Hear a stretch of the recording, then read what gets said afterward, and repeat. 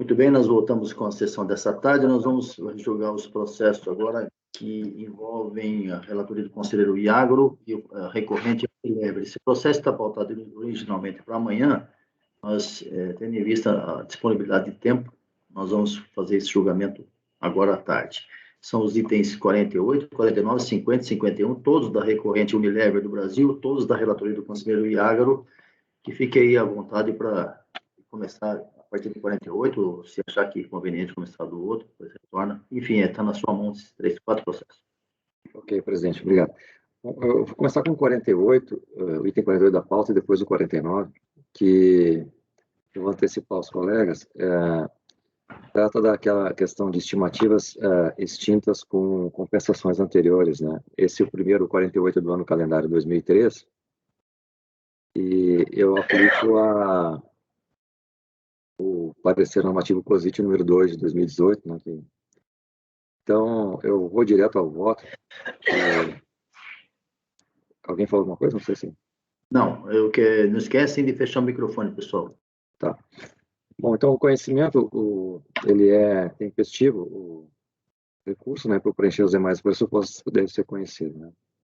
No mérito, né, o litígio tem escopo bem definido, isto é, o não reconhecimento para fins de composição de saldo negativo da estimativa do mês de abril de 2013, que foi objeto de compensação, né, cita a DECOMP aqui. Nesse sentido, a recorrente pleiteia sobre o do presente processo até o julgamento do PAF final 2013-30, né, porque, em suas palavras, as estimativas compensadas com bases negativas de períodos anteriores devem ser equiparadas às estimativas pagas, né, já visto o efeito extintivo do crédito tributário produzido pela compensação, até mesmo porque, ainda que sejam consideradas não pagas, né, o que se admite por amor à argumentação, serão efetivamente recolhidas em procedimento próprio, né. A decisão recorrida entendeu que as estimativas seriam mera antecipação, não tendo natureza de obrigação tributária e crédito tributário, de obrigação e crédito tributário, perdão, não sendo, portanto, passíveis de cobrança, né.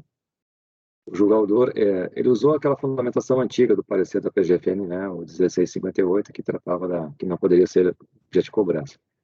No item 10, né, o tema restou solucionado a partir da edição do parecer COSIT número 2, né, e firmou um entendimento, então, que a gente já sabe, né, de conhecimento da turma. Então, no item 12, já partindo, tá, é razoável e compreensível, né, igualmente são os fundamentos e as razões de decidir do bem estruturado parecer normativo aprovado pela Receita Federal. Entendeu? 13, né? Aí eu repito aquela questão que nós já conversamos em outras ocasiões, aqui é só para a questão para a Mauritânia e para a Bárbara, não sei se elas, acho que a Bárbara já acompanhou já na sessão passada. Uma administração, então, entendeu que essa é a forma mais adequada de cobrança de administração tributária, né? Não compete nós, ao CAF, aqui querer aperfeiçoar ou não aceitar a extinção da formação da estimativa com base em compensação, né? Item 14, o resultado efetivo do parecer não prejudica sequer os interesses da União, nacional, uma vez que o crédito eventualmente reconhecido deve ser objeto de compensação de ofício, né, mesmo se ele tiver algum débito. Já foi falado isso em outra oportunidade. Então, no item 15, né, em resumo, se a própria administração tributária entendeu que o procedimento mais adequado, inclusive sob a ótica de eficiência administrativa, é o tratamento das estimativas após o encerramento do período de apuração, 31 de dezembro, como tributo isoladamente considerado para fins de cobrança, pois foi objeto de confissão, não compete ao CAF se imiscuir em rotinas administrativas que a própria RFB definiu como mais adequadas para o controle e cobrança dos seus créditos tributários. Então, nesse sentido, eu voto por dar provimento ao recurso voluntário, tá, na formação do saldo. Essa é a mesma conclusão, senhor presidente, em relação ao processo do item 49, só que no 49 versa sobre o ano calendário 2004. Tá? Então, Iagro, uma pergunta, Iagro. Não tem possibilidade de definir o valor do direito creditório reconhecido aí, ou é difícil? Eu posso até fazer aqui. Não, se tiver dificuldade, não tem problema, mas se tiver bem explícito, aí a gente costuma colocar. Isso já é uma tradição, mas também, se tiver dificuldade, tem que apurar lá na base e deixar quieto, só para saber. Eu teria que pegar só o então deixa. Okay. Ela está lá. Deixa. Tá. Você está dando um provimento ao recurso voluntário para reconhecer o direito creditório e remanescente, né? Deve ser remanescente, e homologar as compensações, é isso? Isso, exatamente. Então tá. Tá. Okay. Tá no item 48 e 49 é nesse sentido, tá? Não sei se alguém entende. Mauritânia quer falar alguma coisa? Você está acostumado com esse julgamento aí? Sim. Sim, nós já utilizamos esse parecer na nossa turma. Também já, né? Pode seguir, Iago. Ok.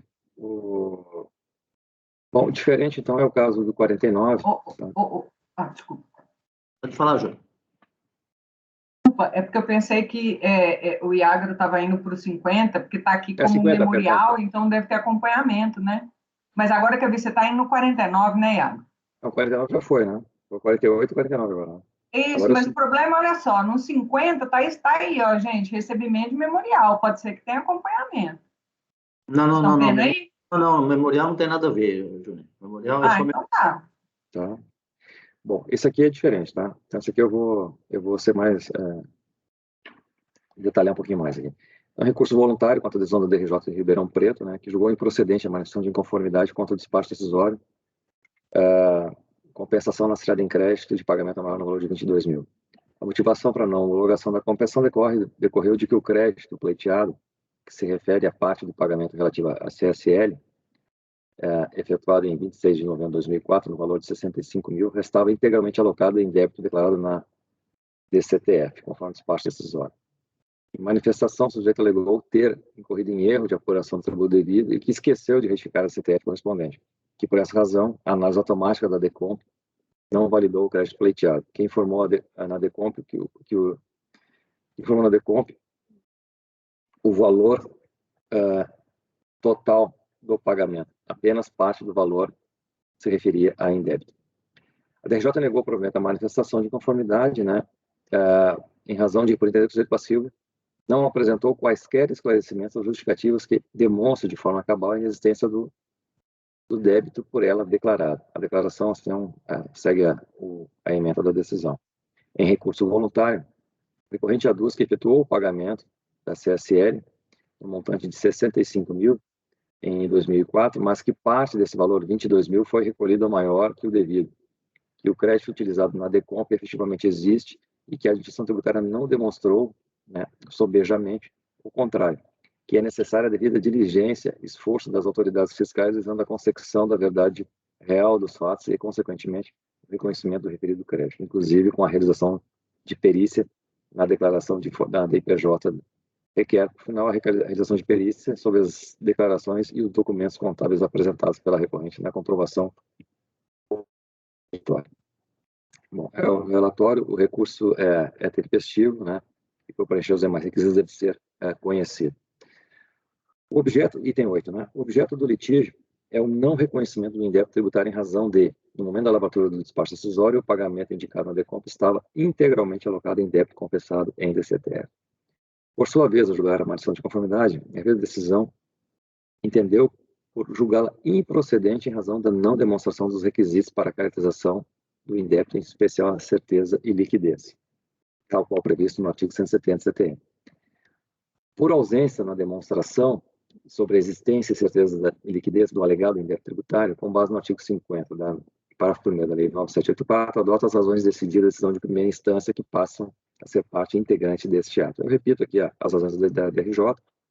E no item 11, né, partindo já para o item 11, né, verifique-se, pois, que não obstante a decisão recorrida ter sido didática no sentido de informar sobre a necessidade de o contribuinte demonstrar o fato alegado, isto é, certeza e liquidez do alegado crédito, a recorrente solenemente ignorou essa orientação, ao passo que não juntou ao processo prova alguma do direito alegado. Reitera-se, não se trata de insuficiência de prova, mas de inexistência de apresentação dessas no momento processual próprio, isto é, na apresentação da manifestação de conformidade, conforme artigo 16 do PAF. Por sua vez, em grau recursal, a recorrente aduz que a administração tributária deveria ter demonstrado sobejamente a inexistência do alegado crédito. Mais ainda, que seria necessária a devida diligência e esforço das autoridades fiscais visando a consecução da verdade real dos fatos e, consequentemente, o reconhecimento do referido crédito. Verifica-se, item 14, verifica-se de forma insólita uma clara subversão sobre as regras processuais que tratam sobre o ônus da prova, cuja responsabilidade de quem alega o fato constitutivo do direito, no caso, o indébito tributário nos termos do artigo 373 do inciso 1 do CPC. Em que pese a extensa argumentação desenvolvida pelo sujeito passivo, seja na manifestação de inconformidade e no recurso voluntário, a recorrente, como dito, não trouxe prova alguma sobre a existência do alegado crédito ao processo. Comprovação deficiente sobre a existência do crédito, ou, como no presente caso, a não comprovação, não tem o condão de fundamentar direito de repetição tributária. Nessa linha, cite-se como exemplo o acórdão da nossa turma aqui, né, do 2652, né, de 2017, de relatoria do conselheiro Leonardo de Andrade Couto, né, que fala da comprovação adequada do crédito fiscal, né. Então, por essa razão, eu voto no sentido de negar provimento. Acho que é bem claro, já falamos sobre isso aqui nessa própria sessão aqui, né? Exatamente. Esse é o 50, né, Iago? Sim, esse é o 50. Uma dúvida, pessoal? Unânime. 51, Iago. Ok.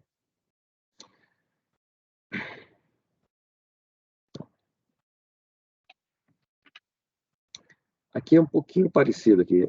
Aqui eu vou direto para o voto, né? Aqui ele traz ele traz alguns documentos, mas que não dizem, não tem relação de pertinência com o crédito, né? Então, no mérito, item 8, né? O objeto do litígio é o não reconhecimento do indébito tributário em razão de, no momento da lavatura do espaço decisório, o pagamento indicado na DECOMP estava integralmente alocado. O valor do pagamento é de 10 mil, né, no item 8.1. Ao julgar a manifestação de conformidade, né, a DRJ também entendeu que não havia comprovação do indébito, né, em especial a certeza e liquidez do crédito, conforme o artigo 170 do CTN. Repito aqui, pelos mesmos motivos e mesmos fundamentos da decisão da DRJ, no item 10, né, com base no artigo 50 do 9784. E no item 11, verifique-se, pois, que não obstante a decisão recorrida ter sido didática, né, no sentido de informar sobre a necessidade de o contribuinte demonstrar o fato, né, a recorrente também ignorou também a produção de provas, né. Então, no item 12, reitera-se que não se trata de insuficiência de prova, mas de inexistência de apresentação dessas no momento processual próprio. Item 13, por fim, em que pesa a extensa argumentação desenvolvida pelo sujeito passivo. E aqui é interessante nos dois casos que o sujeito passivo faz um recurso bastante extenso sobre questões de direito, mas não entra no que interessa, que é na demonstração do indébito. Ele não traz prova, né, sobre a existência do alegado crédito ao processo. Então, 13.1, de todas as cópias e documentos juntados ao processo por ocasião da apresentação do recurso voluntário, da IPJ, da ICOMP, da CTF, né, folhas 123 a 468, apenas 8 folhas se referem à DPJ do ano calendário 2006, né, relativas à apuração do IRPJ, né, folhas 123 a 131, que, portanto, não guardam qualquer relação para demonstrar o indébito da contribuição social retida na fonte, a CRF, né, código 5952, apurados na primeira quinzena de outubro de 2006, no valor de 10 mil. Eu até fiquei assim surpreso com isso, por exemplo, porque junto uma série de documentos que não tem nenhuma relação com nada, assim, parece que houve algum erro processual aí no manejo na apresentação do recurso. Então, a comprovação deficiente, eu trago de novo aqui o acordo do nosso colega aqui, do conselheiro Eduardo Couto, né, Leonardo Couto, e voto por negar provimento pelos mesmos motivos do anterior, do 51. Correto. Negado provimento, falta de comprovação, embora o patrão tenha feito uma longa dissertação, faltou o principal, a prova documental. Exatamente. Matéria de fato, matéria de comprovação, né? Isso, muitas vezes, as pessoas acabam partindo por outra forma de trabalho, né? Alguém quer se manifestar? Obrigado, provimento. Unânime. Obrigado, Iágaro. Julgamento encerrado. Item 51. Nós temos agora também a mesma situação de alguns processos da relatoria da Júnia, que são para amanhã. Nós vamos fazer alguns deles hoje, já pela possibilidade de encaixar nessa sessão. Júnior, você tem os processos do item 52 até os 58. Peraí, só uma coisa aqui, só um minutinho. Semicron, veja quais que você acha. Isso, deixa eu só um minutinho, presidente. Eu tinha notado aqui, inclusive, quando eu estava organizando aqui a pauta, que os processos 56, 53 e 54 são a mesma questão. Deixa eu só confirmar aqui, tá? Olha aí, com calma, e nós fazemos e encerramos por hoje.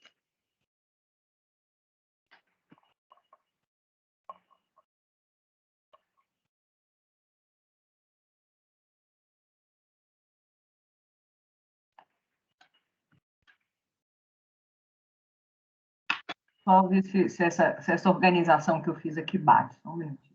Quais são?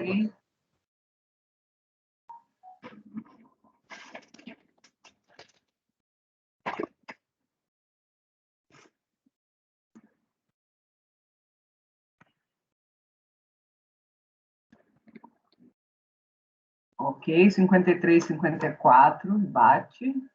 53, 54. Espera aí que eu vou olhar agora o 55.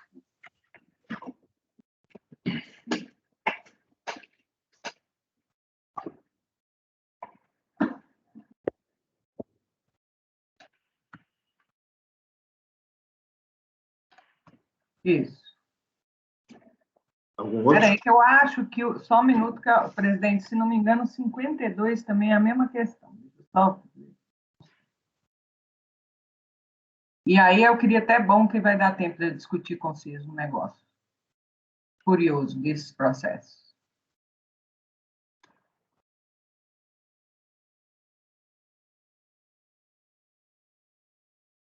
Enquanto a Júlia verifica, vou lembrando os conselheiros que tem que indicação de pauta para a próxima máxima até segunda-feira que vem. Né? Lembrando, para agosto, indicação de pauta normal.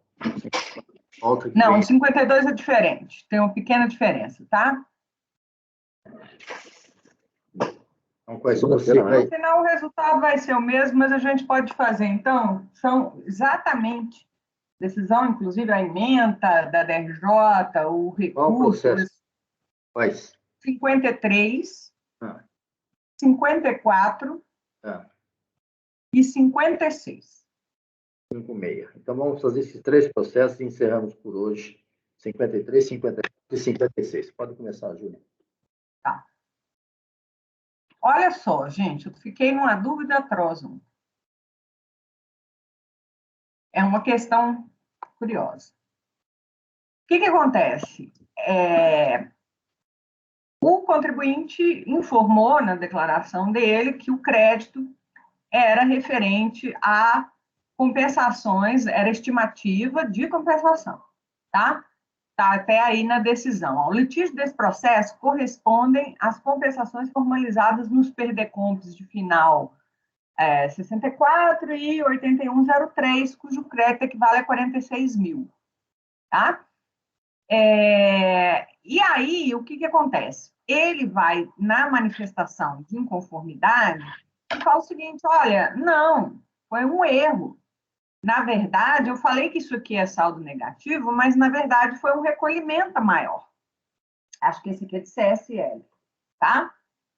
E aí, a questão aqui, que eu fiquei assim, sem saber, acabei negando o provimento porque, como nos processos de Iagro, ele faz um recurso enorme, confuso, fala que é erro de fato, que é erro de direito, jurisprudência, etc. Só que a prova mesmo que é bom, nada. Só que o problema aqui é o seguinte, e se a gente considerar que isso aqui é saldo negativo? Aí seria o caso do parecer normativo número 2. Só que o problema é que o próprio contribuinte, desde a manifestação de inconformidade, vem falando, não, isso aqui não é saldo negativo, não, foi um recolhimento a maior, tá? E aí, a decisão da DRJ, olha só o que ela fala. Ela fala assim, pretende-se que o crédito inicialmente informado no perdeconto como saldo negativo seja considerado como pagamento indevido ao maior, e ainda mais sem informação nenhuma que possibilite identificar o pagamento.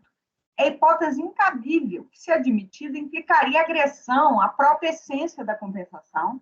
Em verdade, estar-se-ia realizando outra compensação, o que sejaria efeitos jurídicos diferenciados, com reflexos no cálculo dos juros moratórios, eventualmente na incidência de multa. O próprio perdeconto impede a retificação do crédito da maneira pretendida. O procedimento recomendado seria o cancelamento do perdeconto e a transmissão de outro. A retificação de crédito também está impedida no âmbito da manifestação de conformidade. Sua análise desbordaria ao que foi objeto do despacho decisório e extrapolaria o litígio. E aí eu coloco, diversamente da conclusão exposta na decisão recorrida, a jurisprudência da Câmara Superior tem admitido a retificação em hipótese como a dos autos, desde que comprovada a origem do crédito pleiteado, é o que se verifica no Acórdão 9101.005.332.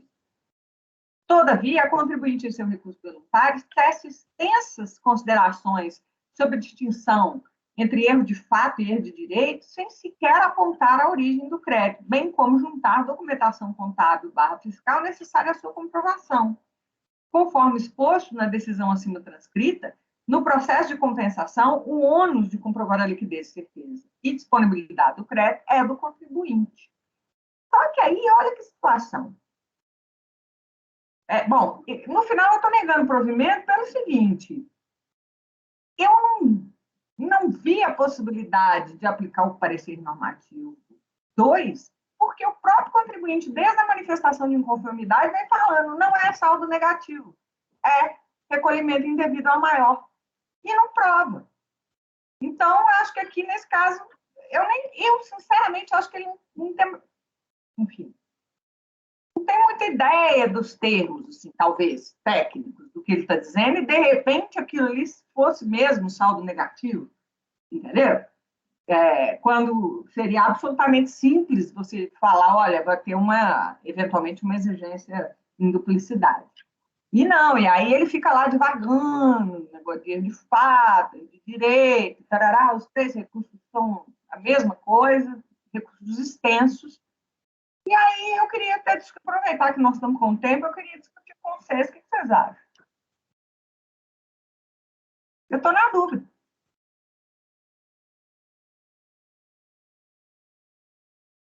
Vamos lá, Júnior, vamos tentar resumir. Não, eu estou negando provimento, você está negando presidente, porque ele alegou que é pagamento indevido maior, a DRJ falou claramente, quer dizer, mas a DRJ não falou claramente, porque a DRJ falou, ok, é pagamento indevido maior, você está dizendo que é, e você não pode fazer isso. Ela entendeu que processualmente ela não poderia reconhecer. Tá certo, né? Porque, perdão, desculpa. Vai mudar mesmo? Vamos lá, Iago. Não, desculpa, eu vi que agora, depois eu estava pensando alto e vi que eu estava com o microfone aberto aqui. Não, mas nós não podemos aperfeiçoar esse recurso dele. Nós não somos advogados do contribuinte. Não, sim. Por isso que eu acabei negando o provimento. Eu falei, gente... Nem se aplica o parecer 2 aqui nesse caso. Não é isso. Os 3 processos, presidente, o problema é a ausência de prova. Quer ser pagamento, se fosse pagamento indevido, ele tem que trazer o comprovante de pagamento indevido. Sim. Não existe tudo. É muito mais simples até que saldo negativo. Vai precisar de prova. 52, 53, 54, essa situação? Não. 53, 54 e 56. Os 3 são iguais? Exatamente iguais? Sim. Peraí. Pode olhar aí. É o 53, 54 e 56. Isso. Então, o 52 também, né? Mais ou menos. Na verdade, o 52 é porque ele tem uma peculiaridadezinha. Peraí, deixa eu dar uma lembrar aqui. O 52 o 52 é basicamente a mesma coisa também. Parte é pagamento e parte é compensação do 52. Isso, só que, na verdade, uma parte que ele estava dizendo que era saldo negativo, quando foi apurar, o saldo negativo, de toda maneira, não era suficiente. Então, e ele não faz contestação sobre isso. Então, me parece que, assim, no final das contas, é a mesma coisa. Mas você está incluindo nesse rol aqui o 52 também ou não? Também. Bem, então é o 52, 53, 54 e 56. O Iago já manifestou também já, agora o silêncio abissal aí do Evandro, do Marco, da Bárbara, da Mauritana, do Luciano. Alguém vai se manifestar? Não, presidente. Acho que é negar provimento o caso aí mesmo, viu? Ô, Júnior, eu estou olhando só um aqui, o final 23, que número é? O 53.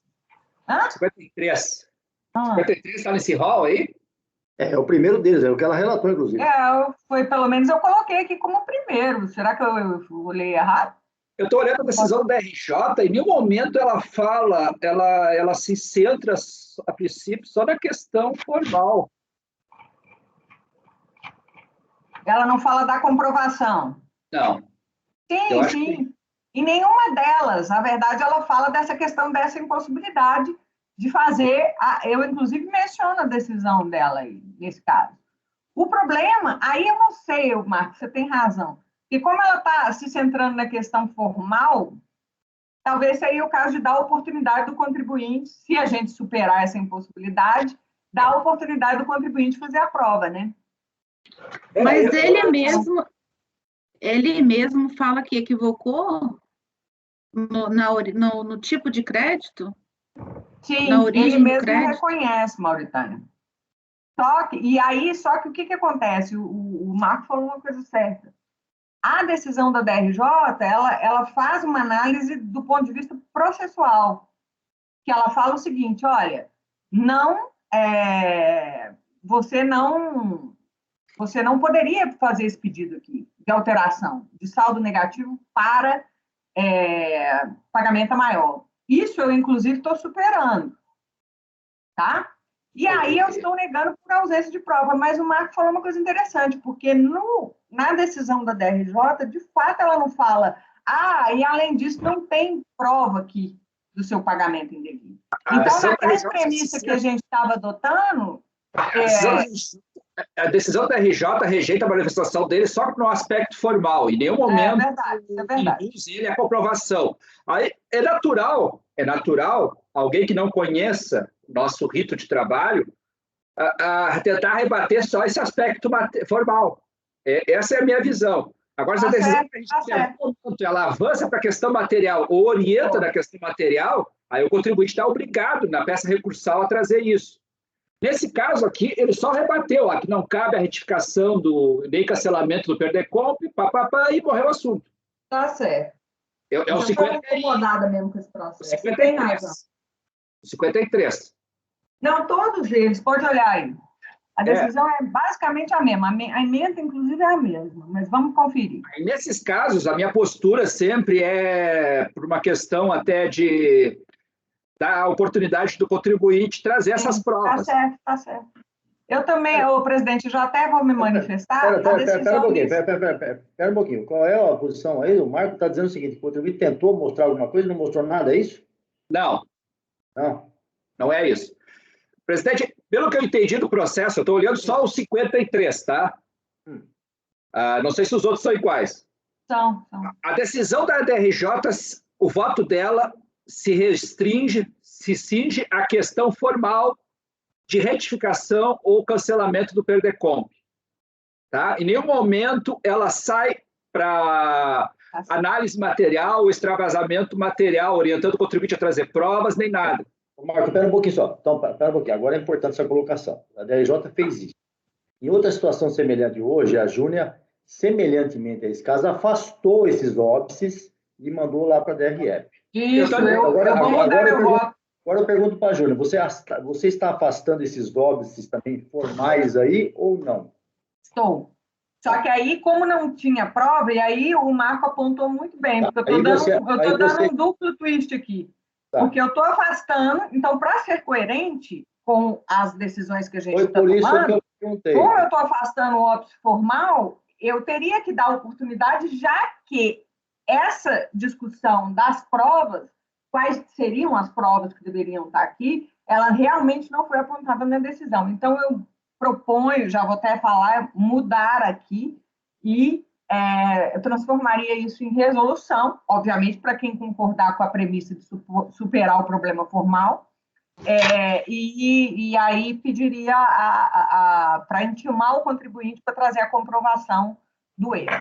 Não, tudo bem. Aí o que você falou, depois o Marco pontuou muito bem, porque inclusive hoje tivemos esse caso, inclusive com você. Perfeito. Não, foi perfeita a observação dele. Coerente e tal, mas o que eu pergunto agora é aquilo que o Iagro falou na manifestação dele no começo. O contribuinte está mudando o que ele quer. Ele pediu uma coisa e depois agora não é isso, agora é outra coisa. Isso aí para mim é outra coisa.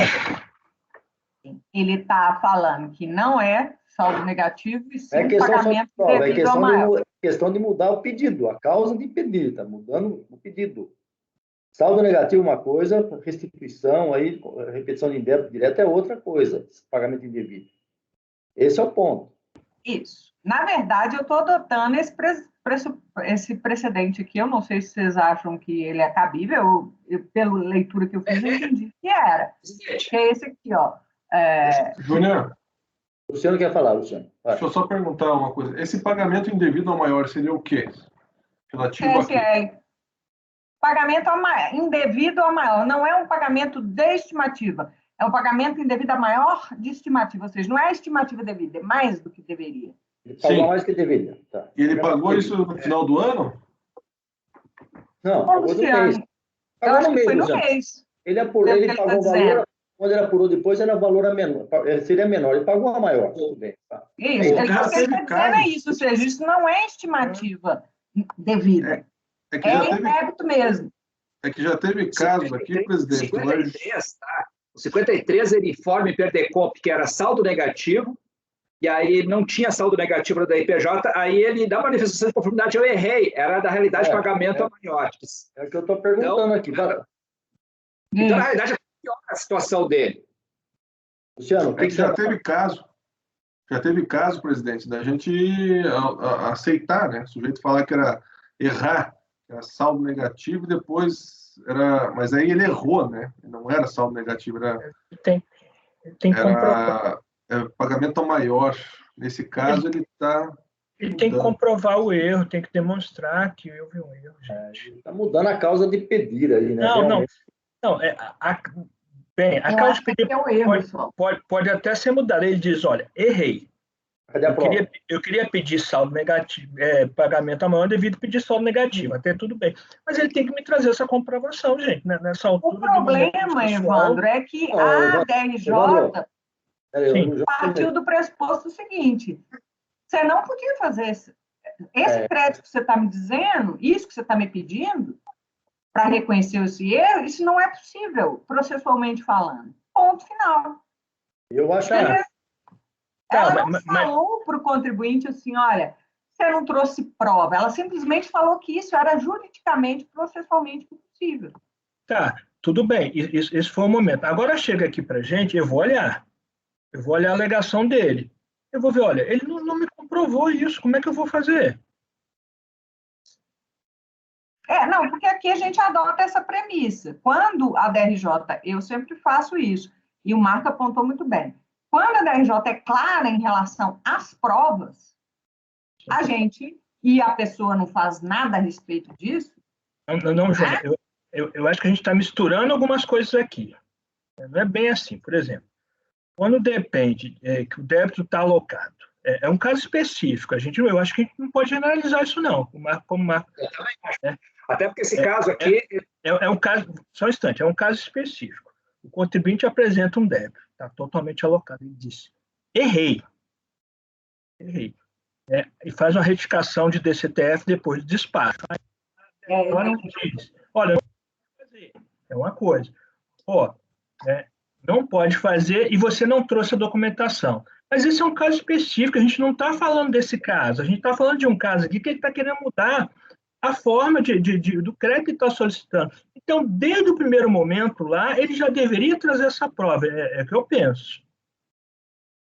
O estranho é que ele alega... Não importa o que a DRJ falou ou deixou de falar. Desde o primeiro momento, ele tem que comprovar o erro dele, gente. E a gente já julgou esse caso aqui. Quando ele me comprova que errou, ele pediu pagamento maior e era um saldo negativo, tem coerência, né, as alegações dele, né, e ele me comprova isso, tudo bem, eu altero a forma de crédito, eu considero o outro crédito que ele está pedindo de baixo para a unidade verificar. Agora, se ele não faz essa prova, eu acho que a gente não deve fazê-lo. Bom, pera um pouquinho, tem muita gente para falar agora. Pera um pouquinho, Júlia, pera um pouquinho. Calma, que você é relatora, já falou bastante. Agora tem gente para falar aqui. Um de cada vez, Iágaro, depois Bárbara e depois Marco. Me parece, sim, que a gente tem que se ater ao que foi pedido, sabe? O pedido foi saldo negativo e esse pedido foi... A DRJ olhou e disse que não tinha. Depois é que ele veio dizer que queria mudar o pedido, né? Eu acho que se a gente começar a permitir essa mutação de pedidos a qualquer momento, a gente começa a criar uma certa insegurança em todo o processo, entendeu? Que, embora não seja totalmente ritualístico, né, ele tem regras, né? Então, no meu caso aqui, a minha forma de ver é que ele não tem saldo negativo e foi isso também demonstrado no processo. Né? Agora, Bárbara. O que eu estou achando estranho aqui nesse processo, que ele está alegando que foi pagamento a maior, é que, primeiro, ele não junta DARF. Acho que a primeira coisa que, se houve um erro, é juntar o DARF do pagamento a maior, ou indicar onde foi esse pagamento a maior. Na manifestação de inconformidade, eles juntam uma planilha de conciliação, que eu posso estar interpretando errado a planilha, mas, a meu ver, eu acho que ele está pedindo saldo negativo mesmo. Não é pagamento a maior. Exatamente. Então, e aí, então, gente... Desculpa. Então, esse erro que ele diz, não é pagamento a maior. Aparecer no artigo 2. É por isso que eu estou... Porque... Deixa a Bárbara... Gente, vamos deixar a pessoa concluir o pensamento. Vamos lá, Bárbara. Não, era isso. Assim, ele alega um erro que... Até para a gente entender que aquele erro está correto, que é pagamento a maior e não saldo negativo, não tem subsídios no processo. Não tem um DARF e a planilha que ele junta não indica isso, né? Agora o Marco. Presidente, eu acho que a DRJ aqui copiou e colou, tá? E está gerando essa confusão dos motivos. O item 53, tá? O contribuinte, ele teve um saldo negativo. Ele teve um saldo negativo, não houve discussão de natureza, era de valor, tá? A DIPJ dele era 90 mil e ele formou um saldo negativo de 855, e aí não homologou, tá? Não homologou nada. Aí, na manifestação de conformidade, ele diz, não, realmente eu errei no Perdecompte, era só 90 mil que a despacho decisório achou lá na DIPJ. Tá? A princípio, ela não homologou, ela não deu nada. Apesar de ter 90 mil na DIPJ, não deu nada. Tá? E aí, então, a discussão dele, ele quer os 90 mil que está lá na DIPJ. Então, na realidade, aqui não tem mudança de natureza jurídica. Eu acho que a decisão do DRJ fez um Ctrl-C, Ctrl-V das outras decisões e mudou. A gente vai ter que olhar o processo por processo. O presidente, então, deixa eu... Desculpa. Eu acho que a gente vai ter que olhar esses processos da Júnia, processo por processo, para ver a motivação. Sobre o assunto em tese aí, eu tive há uns 2 meses aí, eu tive um voto vencedor até, e a gente discutiu isso, quais são os limites da retificação, tá, processual de um Perdecompte. E eu trouxe um caso aqui que o cara errou o valor e errou o período. Tá? E vocês até... Eu fui voto vencido, estilo 7-1, porque entenderam que nesse caso podia alterar. O cara errou o valor e errou o período. O ano até. Tá?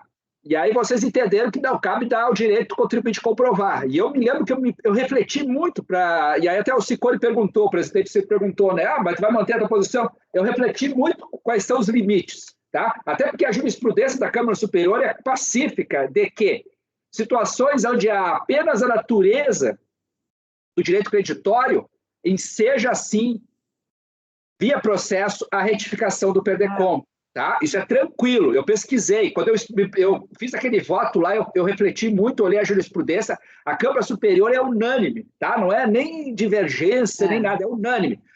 Se eu pedir saldo negativo e pagamento indevido, tranquilo, cabe só verificar, tá? Então, só para, em tese aqui, mas o assunto prático aqui dos processos a gente vai ter que olhar processo um por um para ver a motivação. Esse caso do 53 da pauta aqui, a princípio, tá? A princípio, eu posso estar enganado, o contribuinte só quer o que está na DPJ, que não foi dado para ele. Ele errou no Perdecompte, botou lá 855 mil, tá? Não me pergunte por que ele errou dessa maneira. O sistema processou, identificou que na DPJ o saldo negativo era só 90 mil e não homologou nada, tá? Não homologou nem os 90 mil.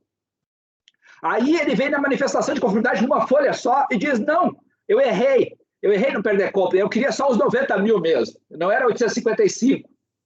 Aí a DRJ chegou e disse, não, a gente não é uma inexatidão material prevista na normativa do Perdecompte e a gente não pode alterar esse valor. Aí veio a defesa dele. Olha, aí eu nem olhei a defesa dele. Não, mas ele traz jurisprudência, etc. Agora nós temos que nos posicionar se ele tem direito a esses 90 mil que já estão lá desde o Abiovo, lá desde o início, tá? Então, eu estou olhando só os 53. Eu tenho a impressão de que a decisão da DRJ fez um Ctrl-C, Ctrl-V em alguns momentos do voto e mudou. Então, por isso que a decisão da DRJ fala de mudança de saldo negativo, pagamento indevido, tá? Só que os 53... Todos eles é assim. Tá? Então, na realidade, a gente vai ter que olhar um por um para ver a motivação e ver se enquadra nos limites de cada um para entender que isso é uma retificação cabível de Perdecope ou não. Eu só lembro que há 2 meses eu fui vencido por 7-1 num caso onde o contribuinte no Perdecope errou o período e errou o ano, aí nas alegações dele a DRJ negou, aí ele disse que só errou, tal, e trouxe elementos plausíveis, e eu disse, olha, tem um limite, eu botei meu voto, tem um limite ao momento da retificação do Perdecope. Eu fui vencido por 7-1, só queria lembrar isso.